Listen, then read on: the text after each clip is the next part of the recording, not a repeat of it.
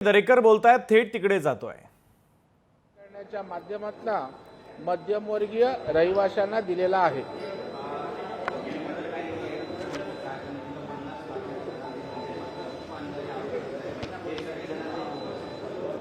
मला वाटतं सुषमा अंधारेंच्या डोळ्यावर अंधार आलाय, डोळ्यावर झापड बांधलंय.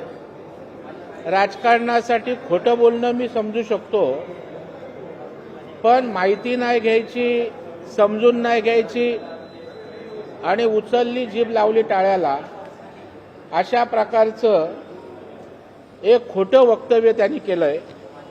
मी आता या ठिकाणी चेकच्या झेरॉक्स देतोय, चेक क्लिअरन्स झाल्याचे पुरावे देतोय. सुषमा अंधारेंनी महाराष्ट्रातल्या शेतकऱ्यांची माफी मागावी. हा या ठिकाणी पश्चिम उपनगर मजूर फेडरेशनचा चेक आहे 11 लाखाचा.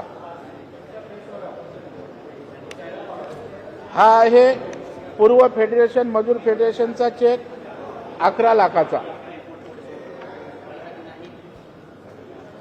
हा आहे हाऊसिंग फेडरेशनचा चेक 5 लाखाचा.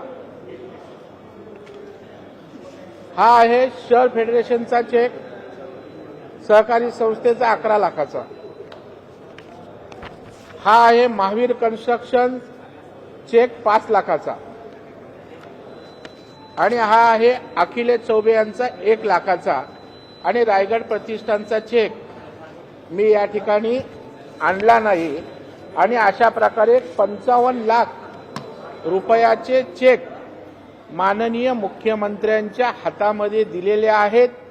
महाराष्ट्रातला शेतकरी उद्ध्वस्त झालाय आणि त्याकरता मुख्यमंत्र्याच ते सहाय्यता निधीला दिलेले आहेत, ज्याने त्या ठिकाणी कधी 1 रुपयाची मदत केली नाही. सकाळी उठायचं तिकडे संजय राऊत त्या ठिकाणी बडबड करणार. आता दुसरी चिवचिव या ठिकाणी सुषमाताईंची चालली. कालपर्यंत मला त्यांच्याविषयी आदर होता, राजकीय टीका टिप्पण्या टोमणे समजू शकतो, परंतु शेतकऱ्यांसारख्या एका संवेदनशील विषयावर वाटेल ते बडबडायचं, याच्यावरनं त्यांचा खोटारडेपणा त्या खोट्या आहेत. आणि राजकारणासाठी किती नीचपणे वक्तव्य केलं जाऊ शकतं याचं मूर्तिमंत उदाहरण सुषमा अंधारेचं आहे. महाराष्ट्रातल्या शेतकऱ्यांची माफी मागावी आणि हे जर त्यांनी सिद्ध केलं तर मी त्यांची माफी मागेन, शेतकऱ्यांची माफी मागेन.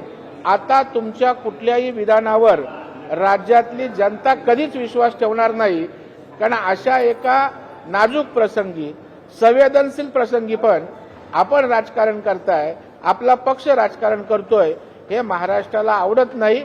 तुमचा आम्ही धिक्कार करतो.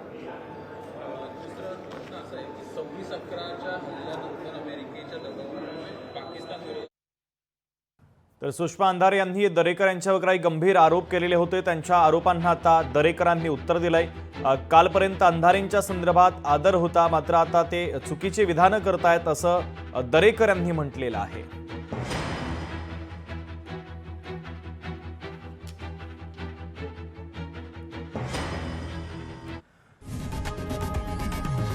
लोकशाही मराठी ऐका, पहा, जागरूक रहा.